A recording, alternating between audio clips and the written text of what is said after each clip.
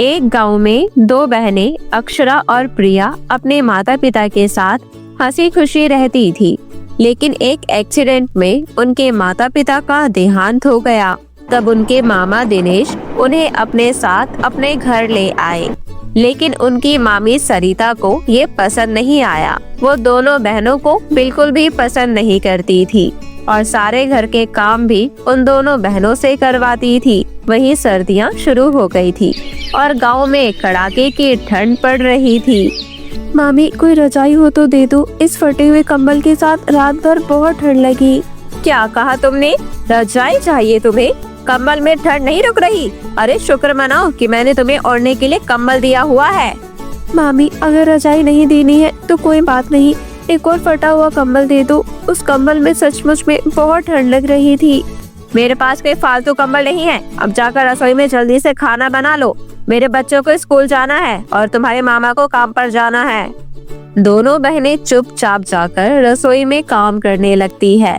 ठंडे पानी में काम करते हुए अक्षरा और प्रिया दोनों के हाथ और शरीर कांप रहे थे। उनके पास पहनने तक के लिए स्वेटर भी नहीं थे। सबके लिए नाश्ता और खाना तैयार करने के बाद दोनों बहनें धूप में जाकर बैठ जाती है। अब जाकर थोड़ा अच्छा लग रहा है। ये तो ठंड की शुरुआत है, इतनी ठंड पड़ रही है।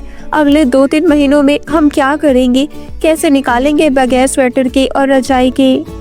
माँ ने 2 रजाई बनवाई थी, लेकिन मामी उन्हें अपने साथ ले आई और अपने बच्चों को वही रजाई दे देती है और खुद भी ले लेती है। हम दोनों के बारे में तो सोचते ही नहीं। तभी वहाँ पर मामी आ जाती है। दोनों को धूप में बैठा देख उसे बहुत गुस्सा आता है। यहाँ धूप में बैठी क्या कर रही हो? चुगलियाँ कर रही हो? हाँ? नहीं मामी, बहुत ठंड लग रही थी इसलिए यहाँ पर बैठे थे। सुबह से देख रही हूँ ठंड ठंड और कोई शब्द नहीं है तुम्हारे मुंह में। आज से पहले क्या कभी ठंड नहीं देखी तुम लोगों ने? जाओ चूल्हे के लिए लकड़ी लेकर आओ जंगल से, और गीली लकड़ियाँ मत ले आना, सूखी लकड़ियाँ लेकर आना। दोनों बहनें जंगल में लकड़ियाँ लेने के लिए चली जाती है और जंगल में पड़ी हुई सूखी लकड़ियों को ढूंढने लगती है। काफी सारी लकड़ियाँ इकट्ठी हो चुकी थी। उन्होंने उन सारी लकड़ियों को एक कपड़े में बांधा और सर पर रखकर घर की तरफ आने लगी कि तभी उनकी नजर एक खरगोश पर पड़ी जो बहुत घायल था। अरे देखो प्रिया, उस खरगोश से तो चला भी नहीं जा रहा, लगता है बहुत घायल है। फिर दोनों बहनें उस खरगोश के पास जाती है और उसे गोद में उठा लेती है और घर आ जाती है। सूखी लकड़ियां रखने के बाद वो उस खरगोश को अपने कमरे में ले आती है जो मामी के घर का स्टोर रूम था।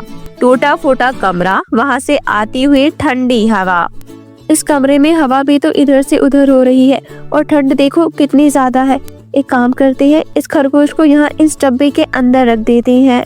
फिर वहीं पड़े हुए कुछ पुराने कपड़े उठाकर वो खरगोश के लिए एक बिस्तर तैयार करती है और चुपके से रसोई से हल्दी का लेप बनाकर वो खरगोश को लगा देती है और फिर उसे कपड़ों से ढक देती है। वो जहाँ जहाँ से हवा आ रही थी वहाँ पर कागज लगाने की कोशिश कर रही थी, लेकिन हवा तेज होने के कारण वो बार बार फटे जा रहे थे। फिर रात के खाने में से एक रोटी बचाकर वो खरगोश को भी खाने के लिए देती है और फटा हुआ कंबल ओढ़कर दोनों बहनें बैठ जाती है। बहुत ठंड लग रही है। हम लोगों के पास एक फटा हुआ कंबल है, स्वेटर तक नहीं है। अपनी माँ से ज्यादा बच्चों का ख्याल कोई नहीं रख सकता। अब जाकर पता चला है, काश भगवान हमारे माता पिता को इतनी जल्दी अपने पास ना बुलाता। दोनों बहनें सर लगाकर एक दूसरे का हाथ पकड़कर बैठी हुई थी। धीरे धीरे काम की थकावट के कारण उन्हें नींद आने लगी और दोनों बहनें बैठे बैठे ही सो गई। जब दोनों बहनें गहरी नींद में थी तभी खरगोश अपनी जगह से उठता है और उसकी जगह एक सुंदर परी आ जाती है। वो सुंदर परी एक गरम सोने की रजाई दोनों बहनों को ओढ़ा देती है और गर्माहट मिलती ही धीरे धीरे दोनों बहनें हाथ पैर फैलाकर सो जाती है। लेकिन जब सुबह उनकी आँख खुलती है तो देखती है कि उनके ऊपर फटा हुआ कंबल है और खरगोश आराम से सो रहा है। पता नहीं क्या चमत्कार था। तुम्हें पता है, आज रात भर मुझे बिल्कुल ठंड नहीं लगी, बहुत गर्माहट लग रही है, इसलिए आँख भी नहीं खुली। हाँ, मेरे साथ भी कुछ ऐसा ही हुआ। फिर दोनों बहनें खरगोश को बहुत प्यार करती है। चुपके से उसके लिए खाने के लिए घास और पानी लाती है और फिर घर के काम करने लगती है। तभी उनके मामा दिनेश बोलते हैं, अरे तुम दोनों ऐसे ही घूम रही हो, तुम्हारे पास स्वेटर नहीं है क्या? अरे सुनती हो, इन दोनों को एक एक स्वेटर दे दो। स्वेटर? घर में कोई स्वेटर नहीं है। 2 स्वेटर मेरे पास है और 2-2 स्वेटर बच्चों के पास है। अच्छा तो फिर एक काम करो, ये लो, ये 1000 रुपए रखो और इन दोनों को स्वेटर दिला कर लाओ।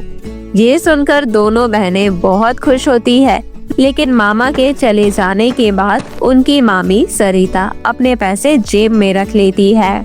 ऐसे क्या देख रही हो? सर्दी होते ही कितने समय के लिए है, क्यों खाम का पैसे बर्बाद करना? मेरे पास पुराने 2 शॉल रखे हैं, वो मैं तुम्हें दे दूंगी। दोनों बहनें फिर से चुपचाप अपने काम में लग जाती है। रात हो जाती है और दोनों बहनें फिर अपने कंबल में आकर लेट जाती है। थोड़ी देर में ही उन्हें नींद आती है और खरगोश फिर से परी बन जाता है और उनको जादुई सोने की रजाई उड़ा देता है। दोनों बहनें रजाई की गर्माहट में गहरी नींद में थी कि तभी रात में अक्षरा की आंख खुलती है और वो देखती है कि कमरे में हल्की रोशनी है और उनके ऊपर सोने की चमचमाती हुई रजाई पड़ी हुई है। ये देखकर वो डर जाती है और तुरंत ही प्रिया को उठा देती है। ये कहाँ से आई? ये तो बिल्कुल नई रजाई है और कैसे सोने की तरह चमक रही है। क्या ये सोने की रजाई है? मुझे नहीं पता, मेरी तो आँख खुली तो मैं इस रजाई को देख रही थी। किसने दी होगी ये रजाई? किसको हमारे ऊपर तरस आया? कमरे में ठंडी हवा भी नहीं आ रही है। दोनों बहनें इधर उधर देखने लगी, लेकिन कमरे में उन तीनों के सिवा कोई भी नहीं था।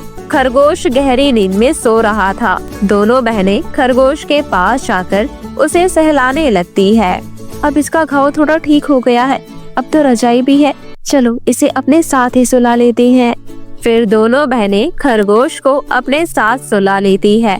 जब सुबह आँख खुलती है तो रजाई गायब थी और ये देखकर दोनों बहनें हैरान थी। खरगोश वापस से अपनी जगह पर बैठा हुआ था। ये सब क्या है प्रिया? रात को रजाई थी और अब ये फटा हुआ पुराना कंबल।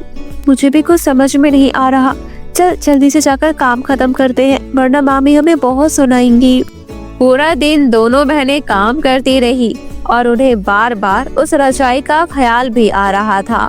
रात को जब दोनों बहनें अपने कमरे में गई तो आज उन्हें नींद ही नहीं आ रही थी। कमरे में बहुत ठंडी हवा आ रही थी और फटे पुराने कंबल में दोनों बहनें कांप रही थी।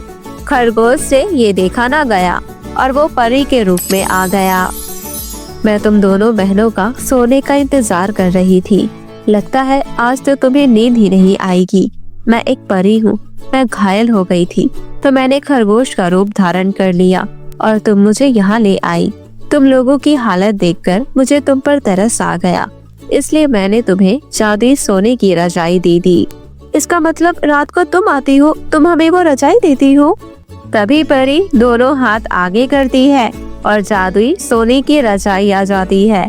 वो रजाई दोनों बहनों को दे देती है और तभी कमरे में हल्की गर्माहट होनी शुरू हो जाती है। दोनों बहनें रजाई पाकर बहुत खुश थी। भगवान का शुक्र है, किसी को तो हम दोनों बहनों पर तरस आ गया। लेकिन जब तुम चली जाओगी तो क्या ये रजाई भी अपने साथ ले जाओगी? बिल्कुल भी नहीं, ये रजाई तुम दोनों की है और ये रजाई जादुई है। तुम इस रजाई से जो भी कहोगी तुम्हें मिल जाएगा।